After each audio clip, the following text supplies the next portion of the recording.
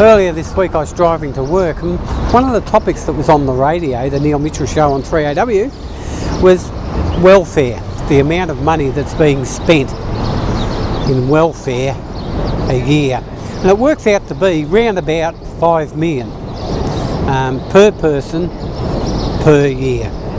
Now, in our welfare system, we have firstly the people that have got to administer it, the people that have got to collect the money, the people that have got to give it out, and the recipients.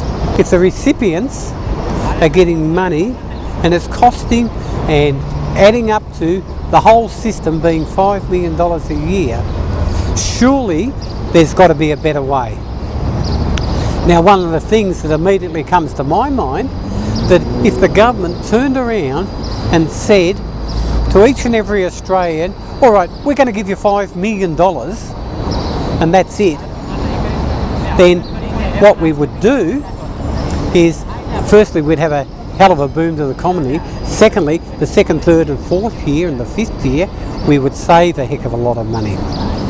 And while it may sound ridiculous to start off with, we need to do something to have this welfare. It's crippling our society, and we need to do something where it comes to an end. But until such time as we change our society to have people starting to accept responsibility for their lot in life, then we are going to struggle, and the economy just can't afford it. It can't afford to continue this type of operation. People may say to me that's very harsh, but I was a minister's son, and my father was the minister of a church there, and we would have homeless people come and ask for handouts, and my father was administering the money that was being paid by the parishioners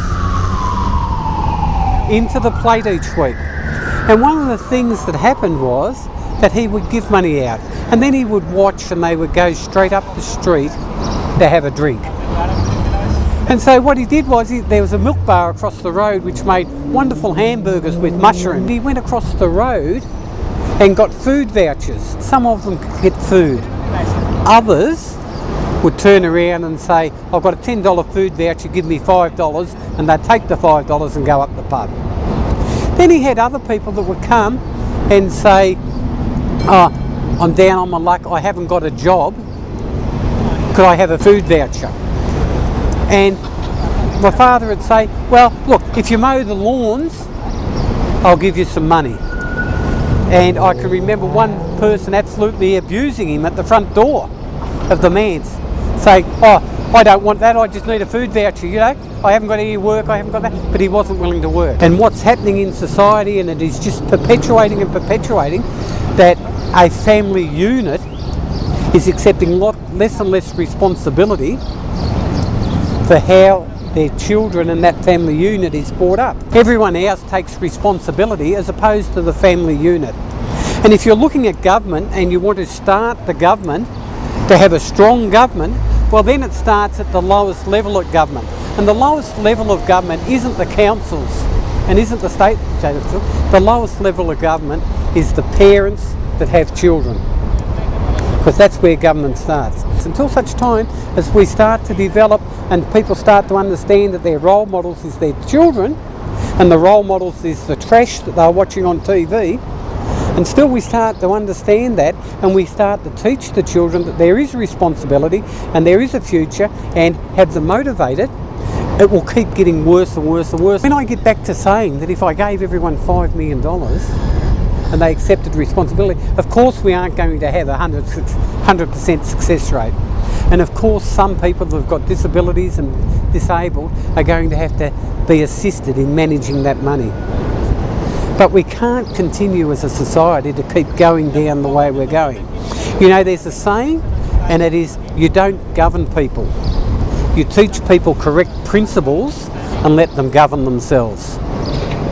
And that's what we need to get involved in as a society, teaching parents and teaching young children how to become parents, not based on what's happening at the moment, because in a lot of families it's not happening. But if you teach them correct principles, they will understand the reasons and they will grow up. And one of the things that amazes me, we say about teenagers. Now, When a kid first gets a licence, in Victoria it's 18 years old, which coincidentally is the same age that they can legally drink, which I don't quite know how that works because drink driving is one of the biggest causes of road accidents. So what we need to do is teach people correct principles, why the laws are there, teach them the results of what happens, and then let them govern themselves. We apply that to business, and what we need to do with our staff, if we're the owner of the staff, we need to teach the managers correct principles and let them manage. We need to teach the staff correct principles and then let them do their job. What we should do firstly in our families is teach our kids the correct principles and let them govern themselves. Then in society, teach them correct principles.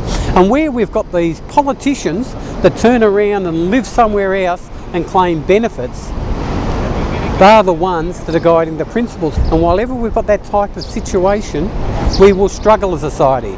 So where we're spending $5 million a year on each and every Australian, if we gave them that money, the first thing that would happen would be Australia would be better off in years to come.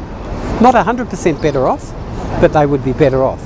And what we need is a strong government that will make a stand and say, no, this is Australia. This is what we stand for.